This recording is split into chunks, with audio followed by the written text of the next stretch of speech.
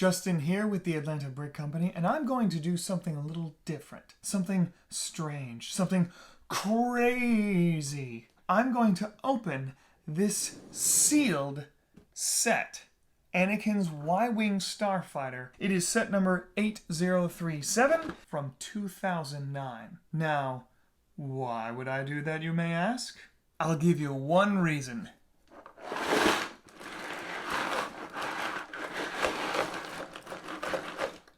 Sounds like there's some pieces loose in here. Chris bought this set and paid a premium price for it because it is a sealed with factory tape still on the box. Now Chris is fairly certain that this is complete and it simply is just a busted bag inside, but I'm going to open it and see. If we didn't hear that sound, we probably wouldn't even be messing with this. Now, this is not a ploy. This is not fake. I have not opened this box ahead of time just for the video. I don't know what I'm going to find. I am literally opening it up right now on camera for you.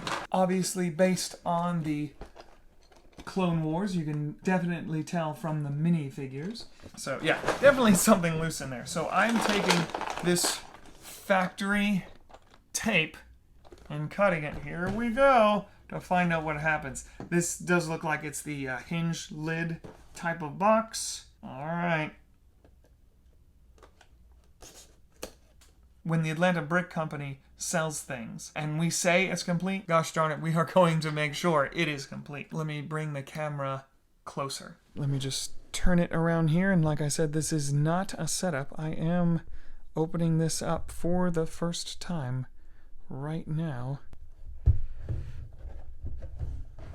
How does this open? What do we spy inside? Alright, if we have the instructions, we can go through these bags and see what we're missing. I am really trying not to tear this box any more than I have to, because the way you're supposed to open it is that perforated part right there. You're supposed to snap that, and I am not doing that if I can help it. So a bag with no numbers. Another bag with no numbers. Yep, I feel loose pieces. Oh, there it is. There's our culprit. Yep. There's our bag. That's open. So, obviously sets with the bags intact and sealed are worth a lot more money. So, if we can verify that this is complete, we would just make sure all the contents of this bag are complete.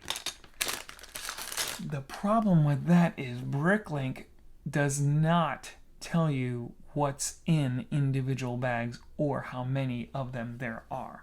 So it's a lot trickier to find out what you're missing.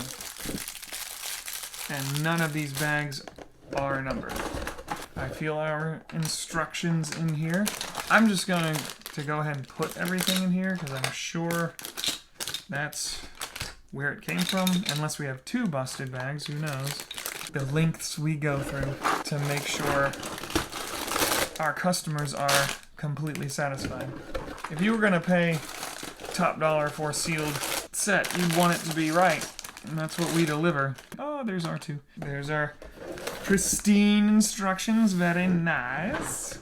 Maybe I should get my kids with their small, nimble fingers to open this. There's some stickers right there. So there's a lip right here on the box, so I can't just dump it out because it'll get caught on that lip. Looks like this axle is it. The glorious sound of silence. This is what I have. And then this is our busted bag. It tore right here. Oh boy.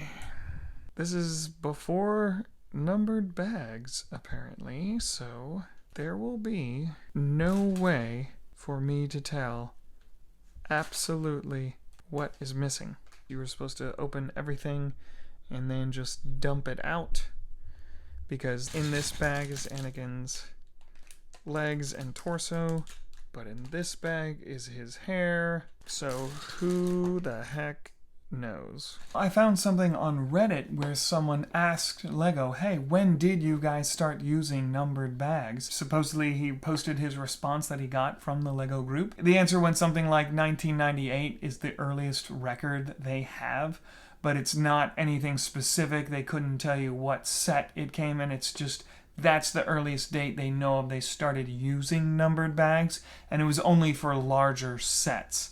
Now, of course, almost everything has a numbered bag, unless it's a smaller set, or if it's for older builders. This one's from 2009, and it's a 570-piece set. It's not huge, but it's not tiny either, and it's a lot of yellow and white, so it would have been nice to have separation. And it's ages 8 to 14. If I was 8 years old, I would appreciate numbered bags. I'm going to guess that this set is complete.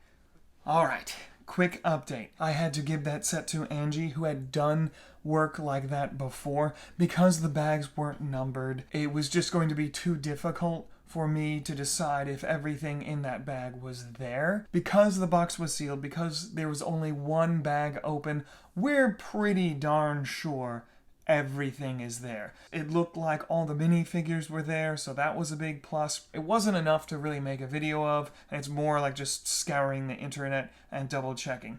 But that's not enough for a whole video. That's not exciting, you're saying. Justin, come on, give us a little more. And I say, thank you for asking. And here it is. But first, I have a question for you. Who lives in a pineapple under the sea? Well, obviously, who represents the proverbial man in all his shortcomings and trappings. I suppose a pineapple, being a tropical fruit, could represent in a very obvious metaphor. Paradise being under the sea, obviously paradise lost.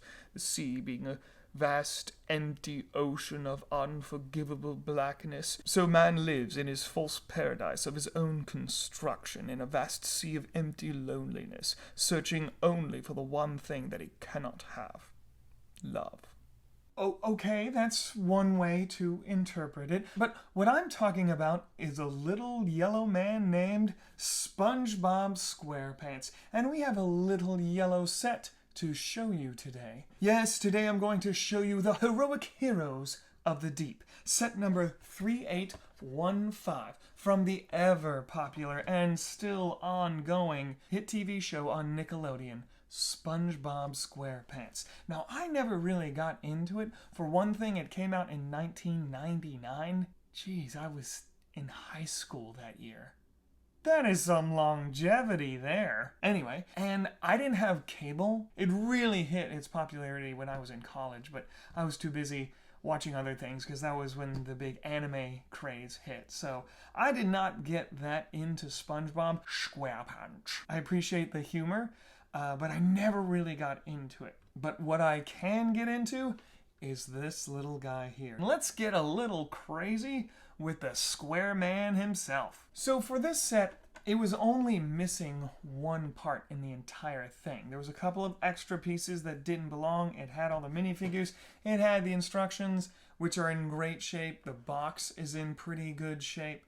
So there wasn't a lot to this. This set came out in 2011. I had heard that when Lego partnered with Nickelodeon, there was a test between which properties they wanted to do, and it was between Avatar: The Last Airbender and SpongeBob SquarePants. Of course, we all know what happened. Avatar: The Last Airbender got 2 sets, while SpongeBob got several. On the one hand, it's a shame because I would have loved to have seen more Avatar: The Last Airbender sets. On the other hand, the 2 sets they did were pretty awesome. So let's dive into this guy. Get it? Dive in. And here we have our heroic heroes of the deep. Let's look at these guys. Get Plankton out of the way since he doesn't like to stand up in his bad guy outfit.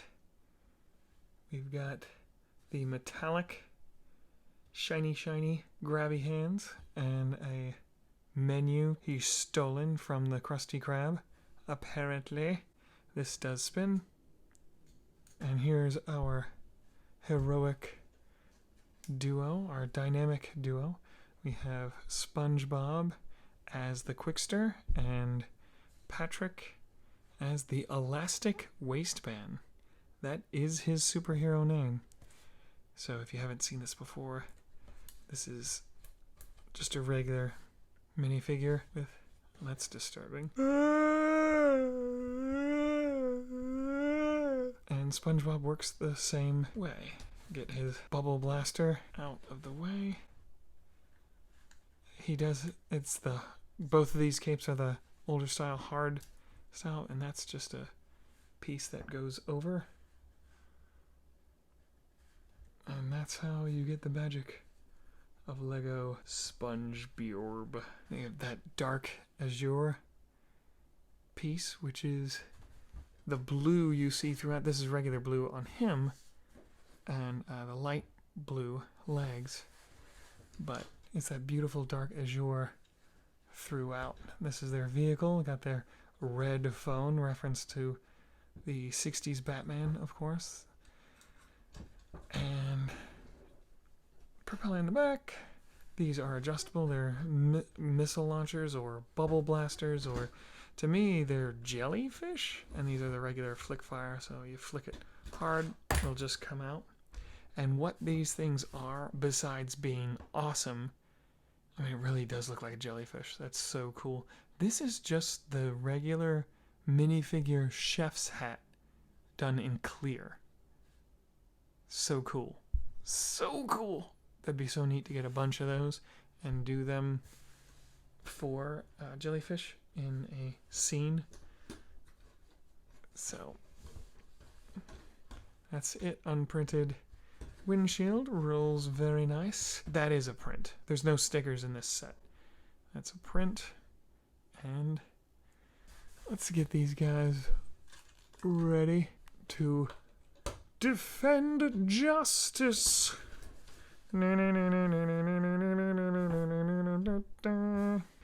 That's it. So land or sea, they're ready.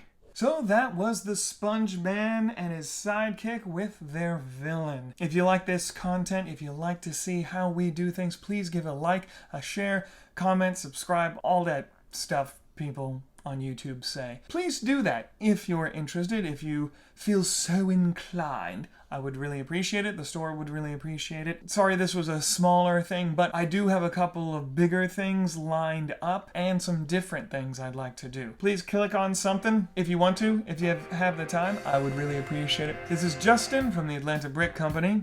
It's on to the next set.